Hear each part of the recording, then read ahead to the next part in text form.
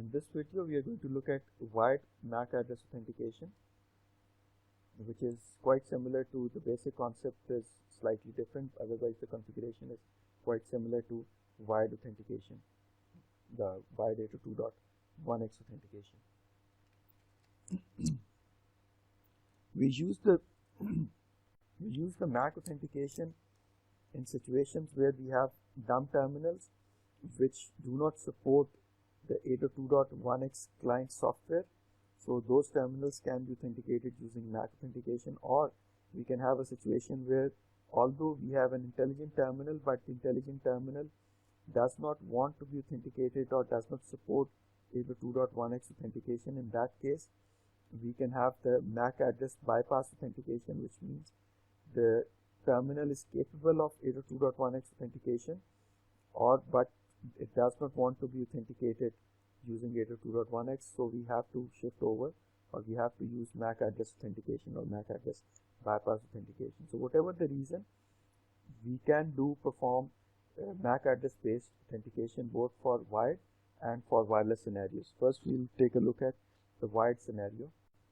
So here is an example that we have a dumb terminal, a printer here, which is connected to the access switch through a cable. It's a wired connection, and we want to do the wired MAC authentication on the aggregation switch, and the aggregation switch is going to be connected to the Agile controller. The scenario is very similar to the 802.1x authentication which we saw previously. These are the configuration steps. The configuration steps are also fairly similar. However, in this case, we are going to use MAC address authentication. The basic configuration needs to be done already. The basic configuration is the same on the access switch, on the aggregation switch, and on the core switch. Then we do the MAC address authentication related configuration on the aggregation switch. First, we have to do the radius configuration, which is the same. Radius template is configured, authentication and accounting related configuration and shared key is configured, the authorization server is configured. Then we configure the authentication scheme and the accounting scheme. We define their modes as radius. We configure the accounting interval, and then we configure the accounting scheme here, and we assign the we configure, or we call these configurations into the default authentication domain on our server. We call all these three configurations, the radius server template, the authentication scheme, and the accounting scheme, into the default authentication domain. Once this is done, then we enable MAC authentication on the downstream interface.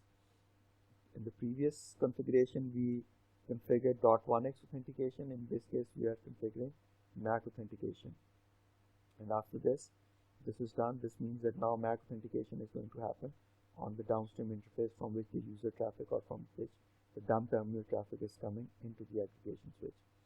And we can define the authentication mode as multi-authentication, and the maximum users can be 100, which means that multiple users can access through the same port, and the maximum number of users is 100 in this case. And then we, on the global system view, we can configure the MAC authentication format, or the MAC address format, to be without hyphen, which means that the MAC addresses are going to be exchanged for authentication without the hyphen. Once this configuration is done on the switch, then we move over to the Agile controller side, where the configuration is quite similar. Now we are going to add the aggregation switch, the authentication and accounting key in configuration, the authorization key, and the accounting interval here, which is 15 minutes. This needs to be consistent across the two devices, that is the Agile controller and the aggregation switch.